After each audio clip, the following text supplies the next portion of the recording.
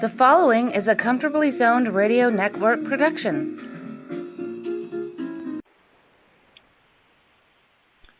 Thank you, Tally Olson. We are back. The Mets in the zone. The two mavens are Robert Cole and Marty Rose. But now batting for Marty Rose, number one, Jeff Kallman. Number one. The way one. I hit, they ought to give me -1. Well, no, you hit with your voice. The way you talk, you get a 10. How about that? The voice of God, Jeff Kallman, and Robert Cole is here. Marty Rose is vacationing, and we'll be back in a few weeks as in his normal time slot here as one of the two mavens. But Mr. Kallman is every bit a Met maven. Tell me about your blog, which is named Throneberry Fields Forever. So that'll give you some idea that Mr. Kallman has been following the Mets for a long time. How long? Well, I followed since the day they were born. We too. We three. And actually, we four. Original Met fans. I want to ask you, do you guys remember a contest in the Post in spring training where you'd send a postcard in with what you predict to be the starting lineup on opening day? And it was before the cuts. It was before Bob Botts was cut. It was just really early on. And what you would win if you were the first to guess the opening day lineup was an autographed baseball. Now, I was 15, so what were we in those days, Robert? 1961, 15. 14 or 15, depending on the month.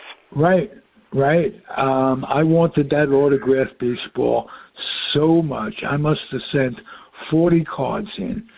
Every day the cuts would come in. Who's going to make it? Johnny Demerit, this, that, and the other thing.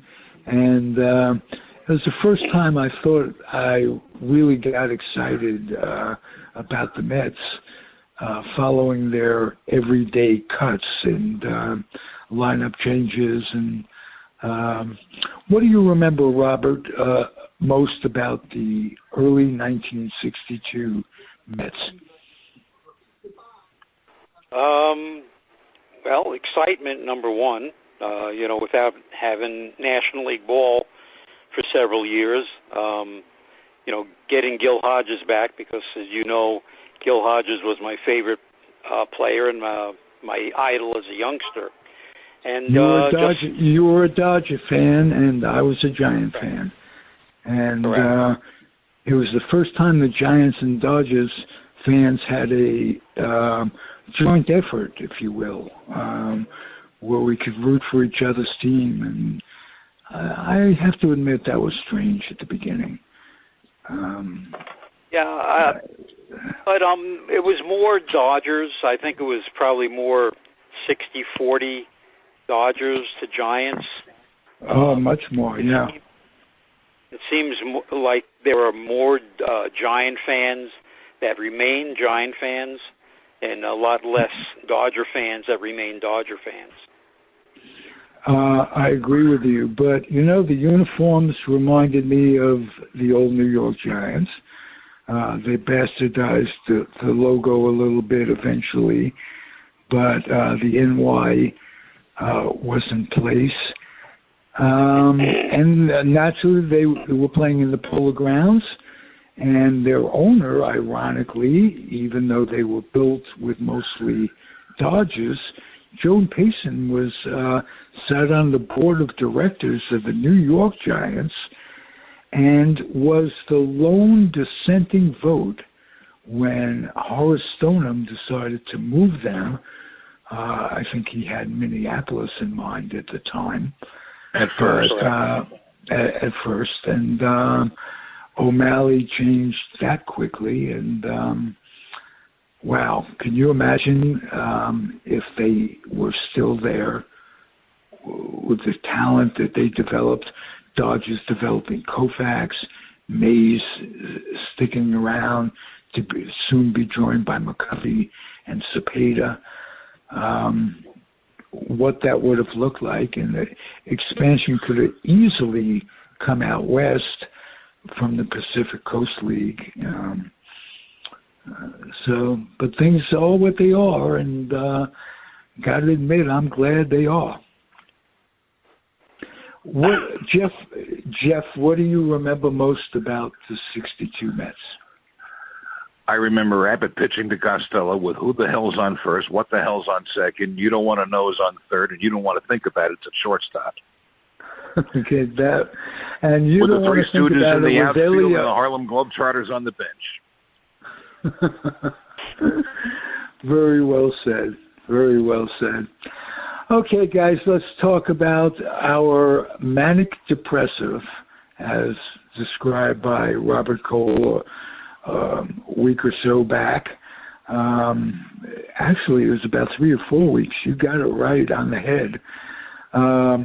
They're on a 5-game win streak, and if you'd have asked me the possibility of that happening 5 days ago, what would have been your response have been, Jeff?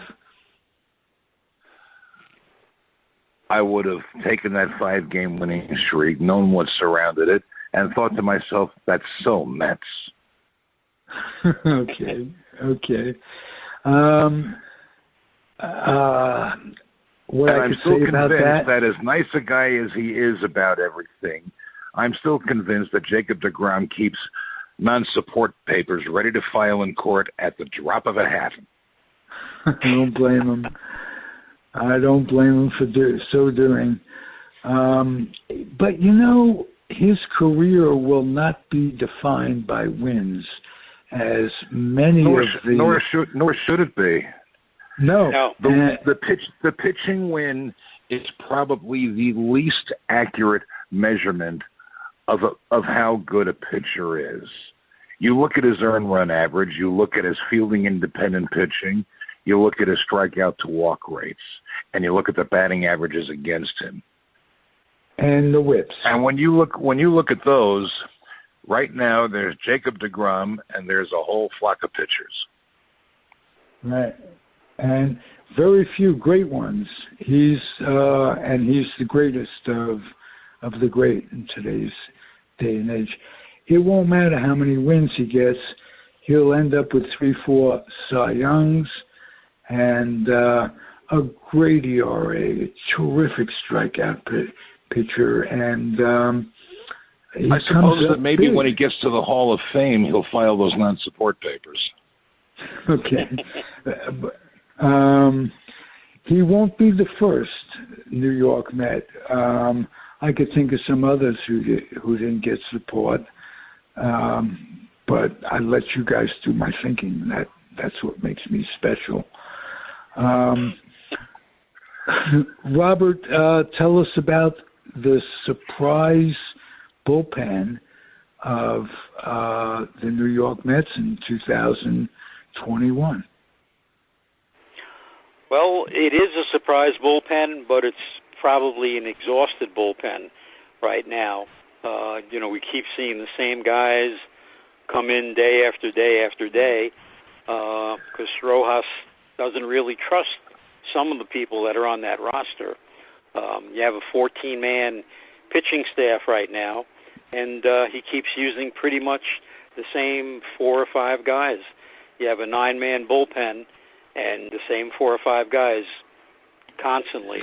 And you addressed that in a Facebook statement the other day about the balance of the team. If you were the GM, how would you change that? Well, the problem is, as I wrote in that post, when you go and look at the 40-man roster, they only have 2 other guys that are not on the Mets team or on the disabled list right now that are everyday players. Okay? One's the catcher that they just picked up, and the other one is Khalil Lee, the outfielder they got in the trade. Everyone else that's not on the Mets currently and is in the minor leagues and on the 40-man roster is a pitcher. And that's a cause for concern. They do have some guys with major league experience in Syracuse, but they're not on the 40-man roster, and somebody would have to be moved off so they could come on. So it's a concern as far as everyday players go. Yeah. Speaking of everyday players and concern, I overreacted a little bit. Lindor got off to such a horrible start. I was thinking all kinds of negative thoughts. He's had a good week, hasn't he, Jeff Kallman? He has, and as a matter of fact, I wrote about Lindor quite recently regarding the slump and the fan reactions and even some of the media reactions. And he reminded me of a Hall of Famer who signed his first major big money contract extension. And in his first season of that deal, he was pressing it too and ended up having a down season. And then the following year, he played like his normal self. That was Mike Schmidt. Now Lindor is not the same type of hitter that Schmidt was, but you're talking about a guy who signed a brand new 9-figure extension that's going to make him more valuable than some island economies. He still has been a wonder to watch at shortstop. He's a study at that position. But I saw him at the plate pressing it, and I suspect, though he is probably too classy and too concerned about the immediate moment of what he's doing to say it, but it looked to me like he's pressing too, trying to live up to that deal. Mm-hmm. And he won't be the first player who ever did that. You could understand it. It's probably the highest paid contract for a position player in the history of baseball. He's not quite. He's not quite getting Mike Trout money, and that brings me to another point. People forget, assuming they knew in the first place, that baseball players are not automatons dreamed up in a combination of algorithm and a high-tech stamping facility. They are human beings, and no 2 baseball players are exactly alike, not physiologically, not in ability, and not in mind, but mostly they are not physiologically alike. It's the same reason why I get furiously PO'd at people peeing and moaning over pitchers just don't have it wherever, and then dropping Nolan Ryan's name as a mic drop. And I want to say to these people, perfectly with my hand around their throat, Nolan Ryan was an outlier. How many pitchers do you know pitched 27 years of Major League Baseball without a health issue? And have you forgotten that for every one Nolan Ryan, there are probably about 100 other pitchers who were lucky to get 7 or 8 years in the big leagues before they ran into health trouble? To say nothing of the number of players who never make it to the big leagues with a ton of professional career experience. And they get injured and have to deal with that. They get injured or they don't make it for whatever reasons. They have all the talent and the tools in the world, but it's just not enough. And you cannot judge every player the same way because individually and physiologically they are as different as you and me. Well, I think they're closer physiologically to each other than they are mentally. Nonsense. That's what my father told me in every communication we ever had. Well, my father once told me that when the number 4L in the North Bronx got to Woodlawn Station's terminal, the train just went right forward invisibly through the terminal building. Am I supposed to believe that? Hey, and where did they park the D train? Close to my grandparents' house. They had a big lot where the end of the line of the D train in that same North Bronx. I remember. You know what I remember about the D train? What I remember is how the Kingsbridge Road station on the D train was set up under the Grand Concourse. You had the local trains were on the outer tracks and against those lovely tiled walls, and right down the middle, splitting the platform, was the Express. That would be the D. And I remember hearing somebody on that platform arguing until the cows came home from having first seen the D train come in and go out, that trains don't run on tracks. Whoa! He was a kid, and he couldn't see down under the platform. He couldn't see the rails, so therefore trains didn't run on tracks. Well, it's all perception, and it's all how you look at it, and from which way you're looking at it, and that's why opinions are like buttholes. Everybody's got one, but and everybody knows one. Yes, thank you. But if it's nice to be known. Oh. I didn't mean you. But if Lindor indeed is pressing it at the plate, you can understand it perfectly because he's trying to live up to that big deal. You would have to be either Superman or Mike Trout not to press it a little bit when you suddenly wake up one fine morning and you realize, I am a 300 millionaire plus. Okay, let me ask you this, Robert Cole. With that in mind, with what we're talking about, pressing and what have you, did Uncle Steve pull the trigger on Chili Davis and his assistant too soon? Yeah, I think he did, but they do things in strange ways to get reactions out of the team. And, somebody has to go. It wasn't going to be the manager in this case. Okay, we've seen this in the past. Pitching coach gets fired, the hitting coach gets fired, and it lights a spark under the team. And it seems to have done that. Okay, you had that.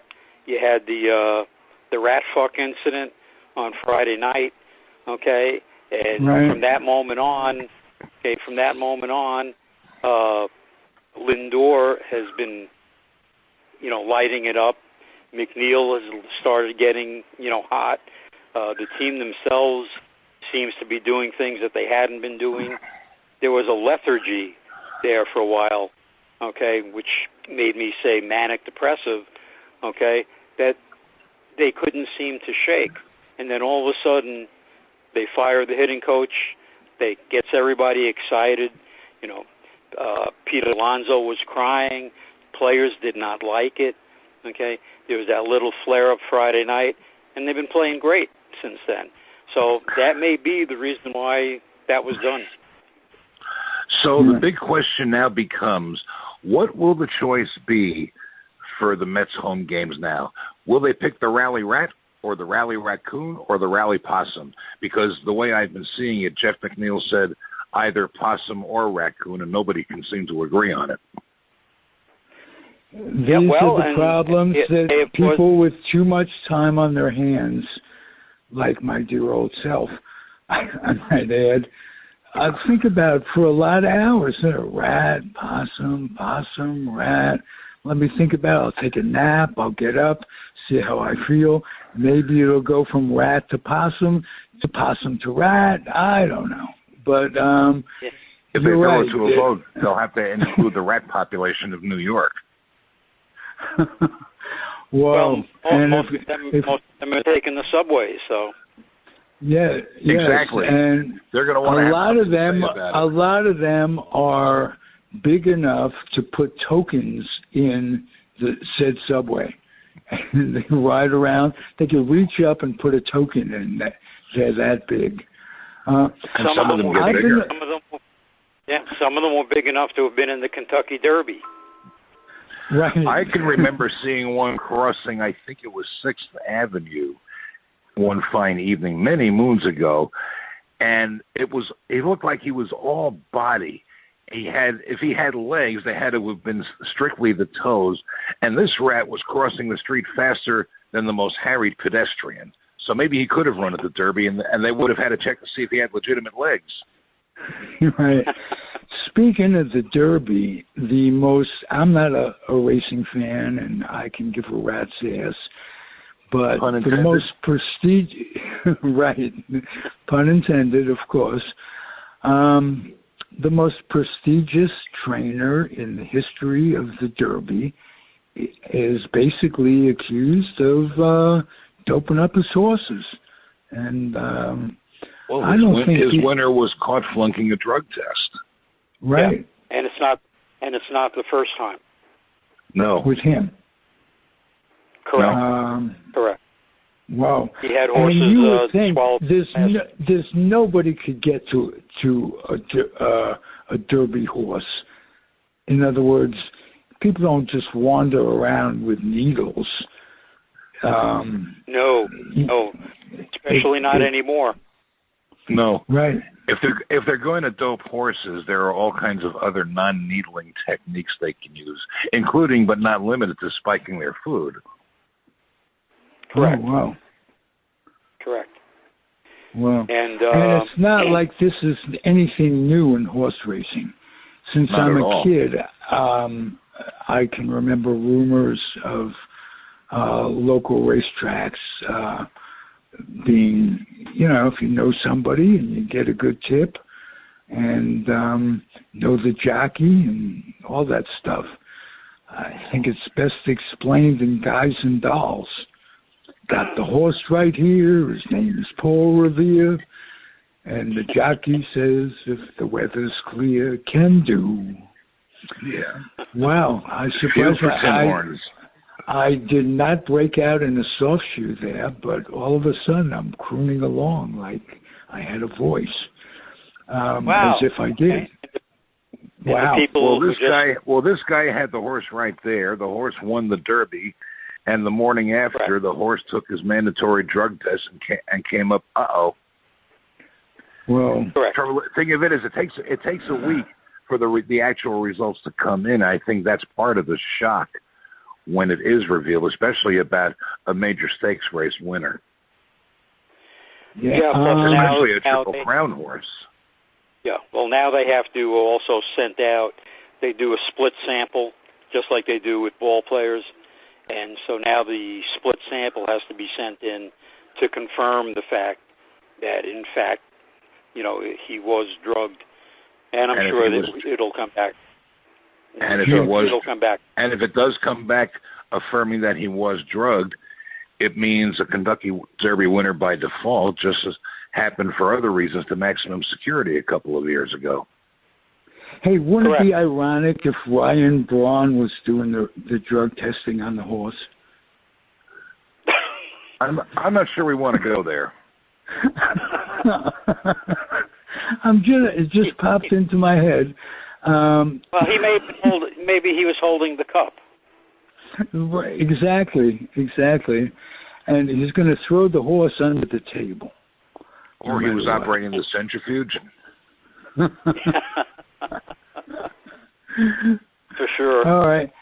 Now, tell me about Alonso, guys, to get off the subject of nonsense, which is my middle name. I thought that was what I was, my God-given name when I was a kid. But tell me about Alonso. Is he going to be the next Ike Davis? Hard to say, because he does a lot of things a little bit better in the field than Ike Davis did. And right now, Alonso, if you look at his hitting average, which is what I call the batting average for assorted reasons, it's okay. It's no great shakes, but it's not terrible. But his on-base percentage is more than reasonable. His slugging percentage is getting up there. He's got an 824 OPS as of this morning.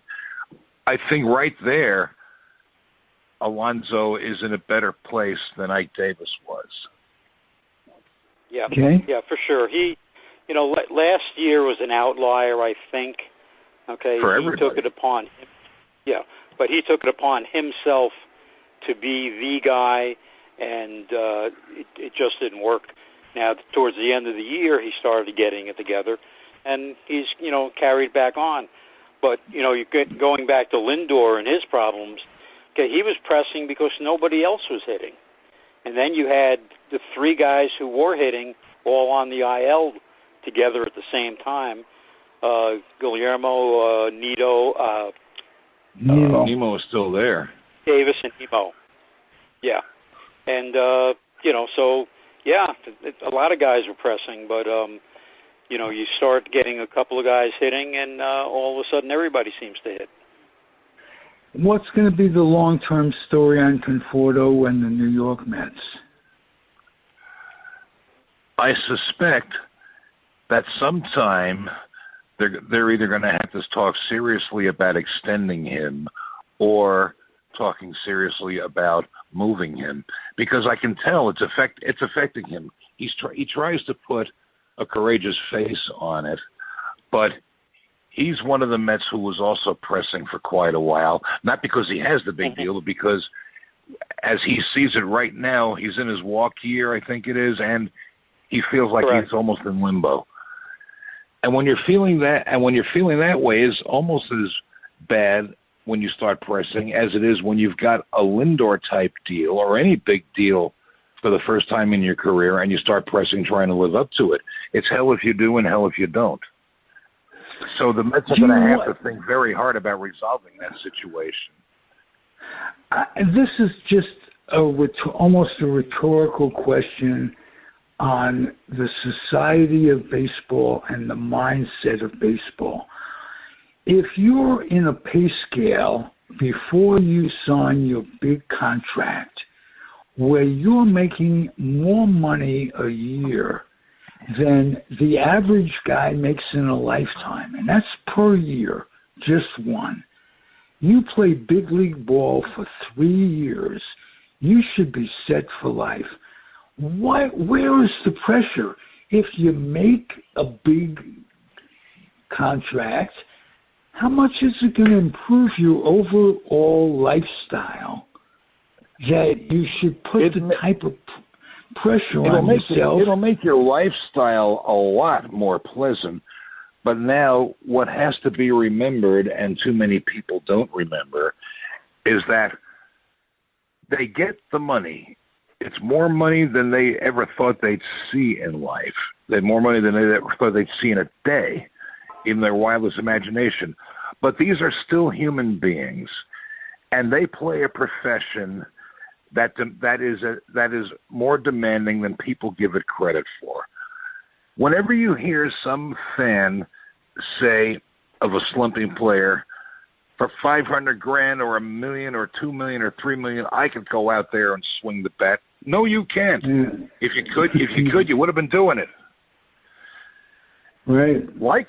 Whether we like to think about it or not, proper professional baseball requires work and lots of it. And Joe and Jane Fan, I've said it repeatedly, and I'll keep saying it, Joe and Jane Fan do not go to work every day and get behind the wheel of their cab or delivery truck. They don't walk out onto their loading dock or to their factory line. They don't walk into their warehouse office or their bank booth or their middle management office and do their jobs with 55,000 people right there watching them live in person, and how many million listening on the radio or watching on television. We don't have that. We have the luxury of doing our jobs either in the privacy of our offices, our loading docks, or our cabs, or as I have the pleasure of doing, my job right here from my little home office. And we don't have that audience watching us. or listening to us. We're the lucky ones.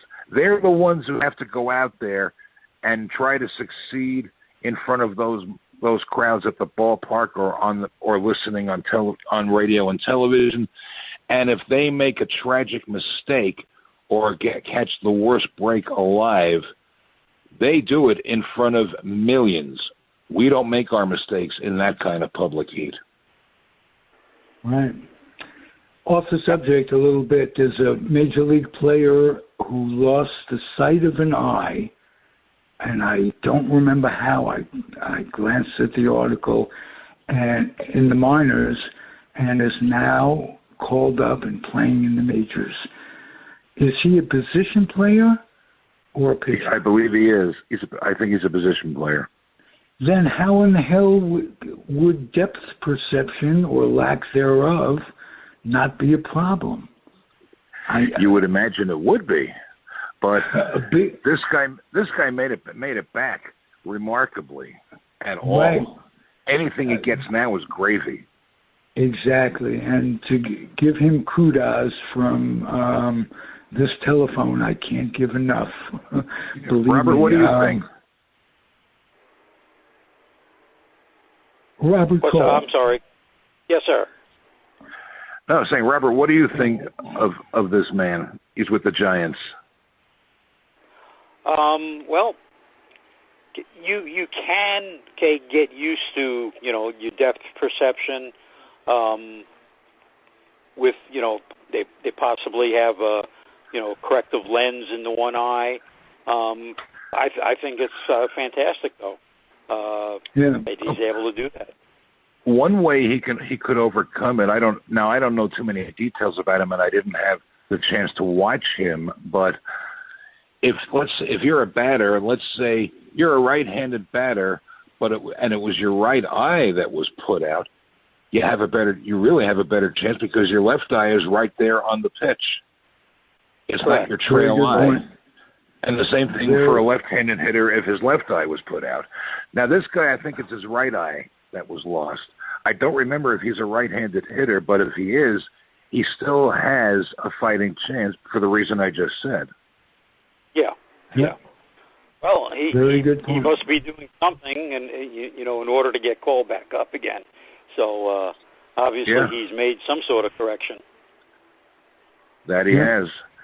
It remains to be seen what he has as far as longer-term prospects. But right now, he's an amazing story. Oh, sure, absolutely. Good. Ralph. Yes. Well, I was going to say, Ralph, that in my days as an umpire, many fans thought that I had my sight missing in both my eyes. So. I have to ask you this, Robert, since you were an umpire. In all the time that you ever had arguments with players or managers over a particular call, did any one of them ever think to come out to you nice and quiet and do nothing but hand you the business card of the nearest ophthalmologist? No, but they verbalize it on many an occasion. I'm sure they did. Steve Palermo once told a great story about Earl Weaver. I quote, "That little euphemism for feces called me things that would get people run out of town, and that was on the days I didn't throw them out." Yes. Steve Palermo was quite a hero. He tried to Steve Palermo was a class act. Yeah, but he tried to save somebody's life in a cafeteria, and he was shot tragically. He always dreamt of coming back. He was one of those guys that said, they did make him one back. of the supervisors. And what I remember about Palermo, too, is with or without his getting shot, what I remember about Steve Palermo is that he was one umpire who genuinely cared about getting it right. And he spoke about it often enough.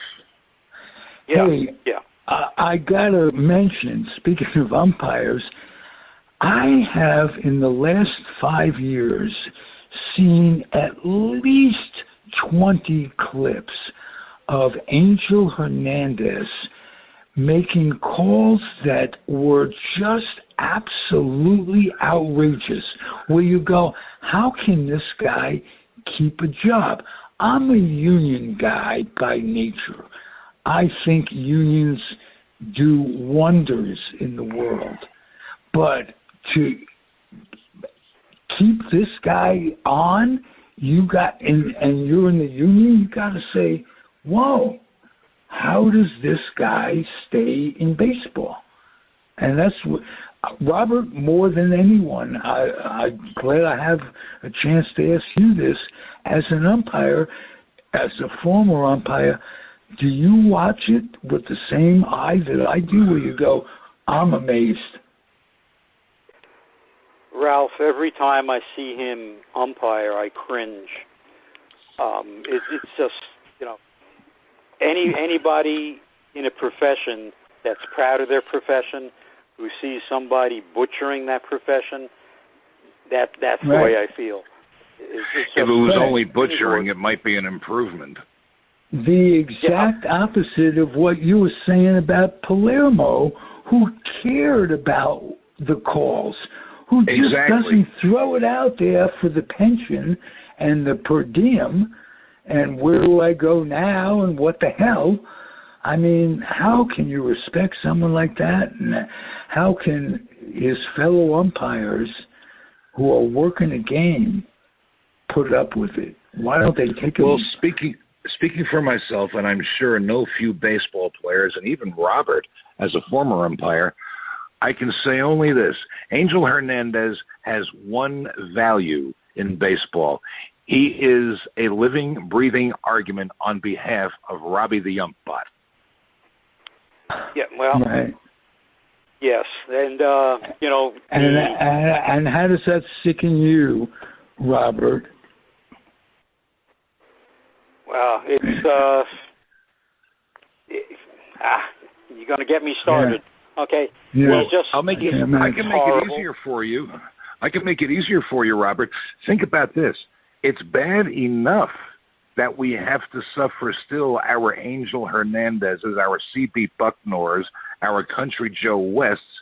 What's worse is when a replay review is called for and it goes right to New York, and they get it wrong in New York, though they have more angles to see it than the four guys on the field did.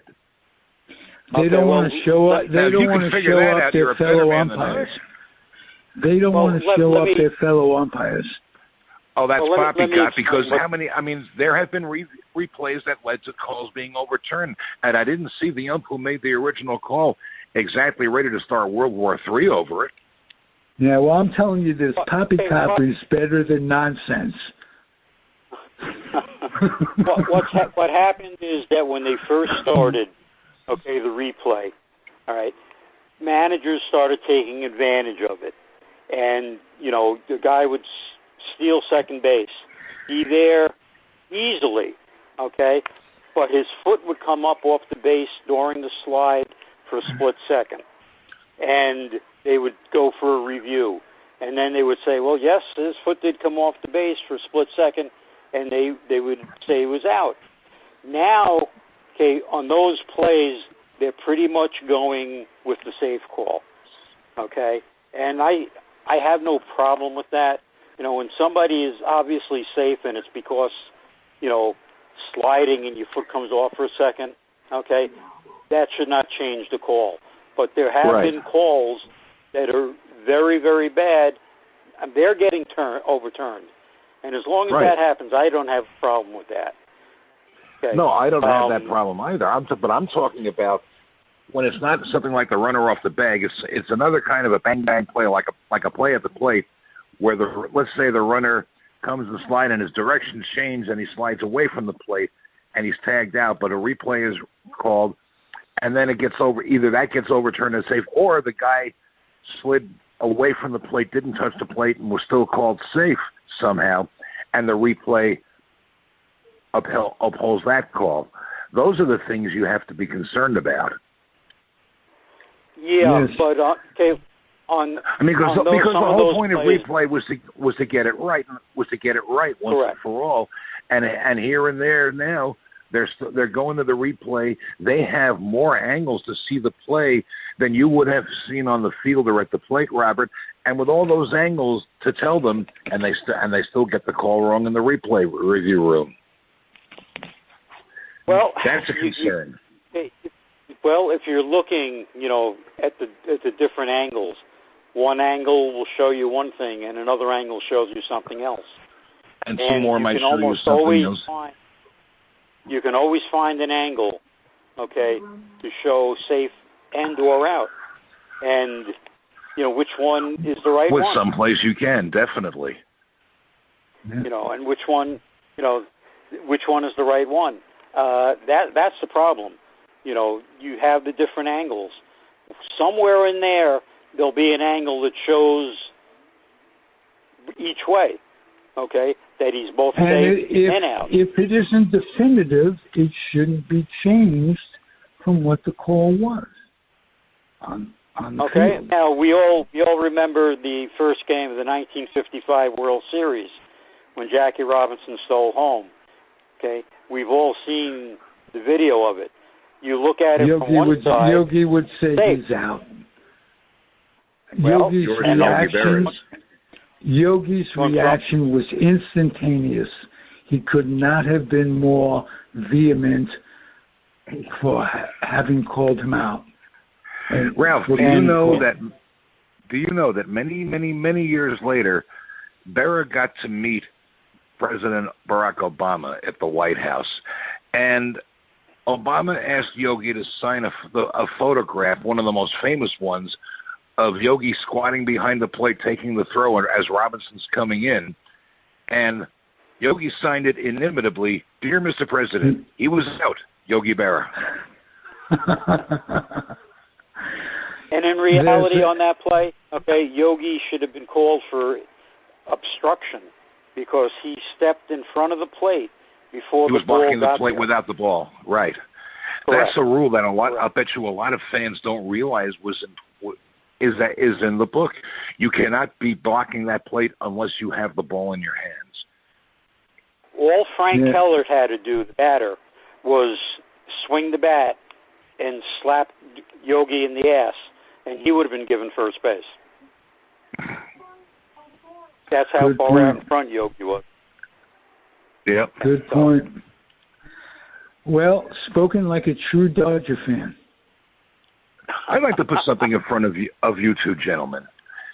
One of our most valuable baseball writers is going to call it a career as of June 30th.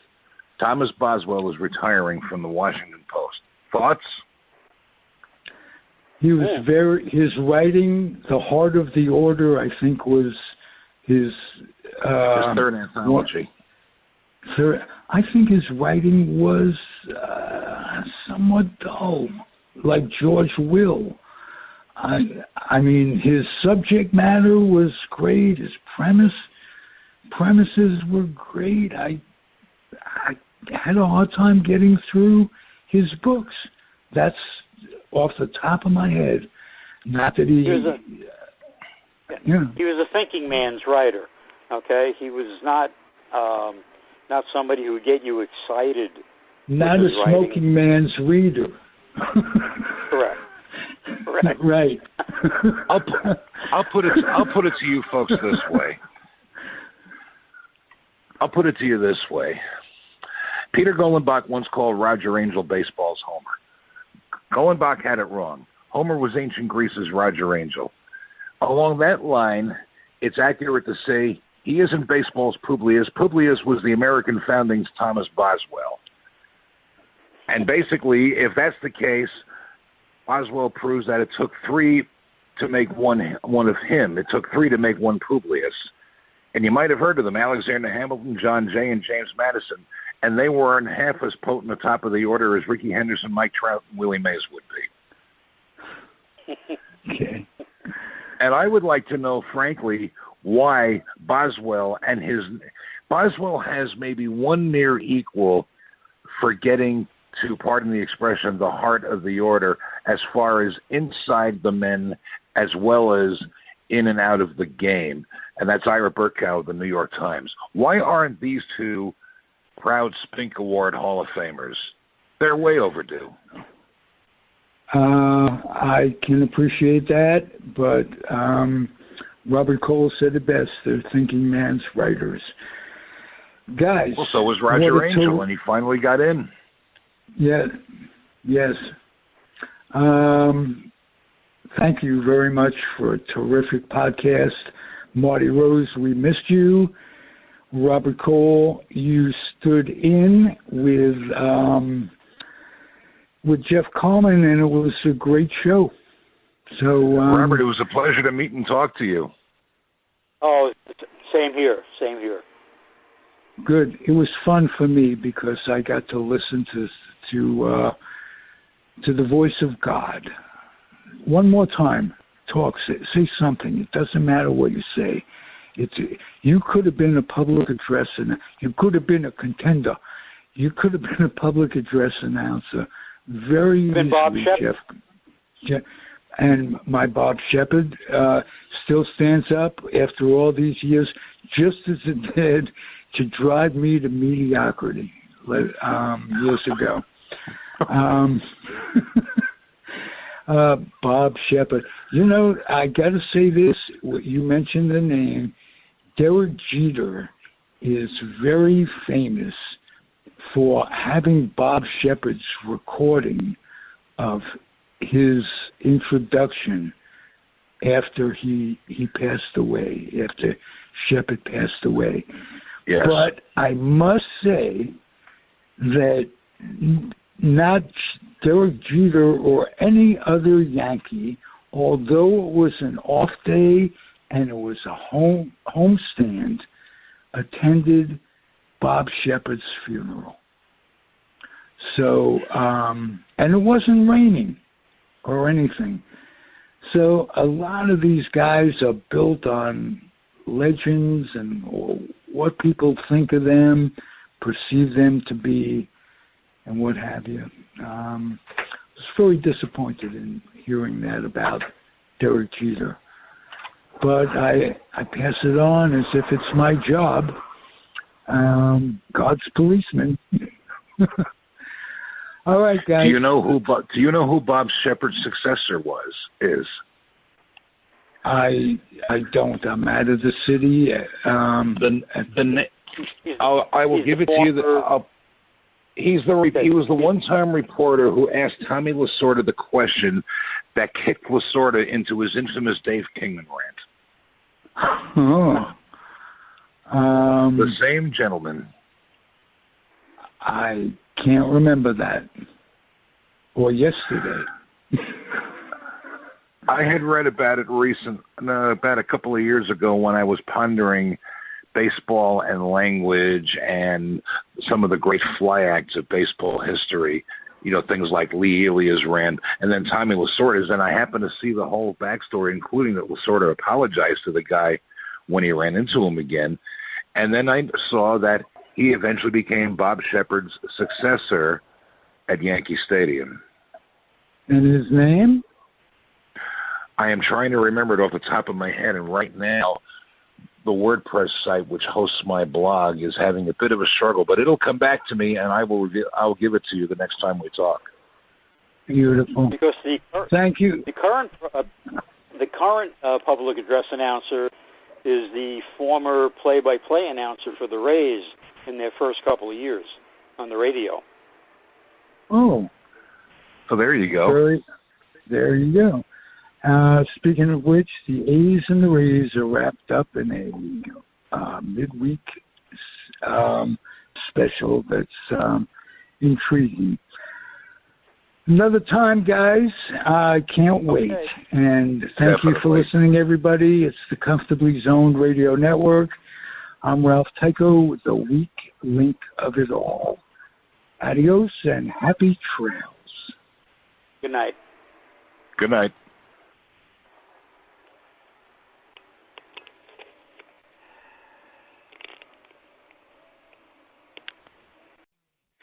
The proceeding has been a Comfortably Zoned network production. You are advised to keep your dreams wet, your humor dry, your children and grandchildren out of military recruiting offices and off the laps of clerics who wear dresses. Thank you for listening, everyone. Happy trails.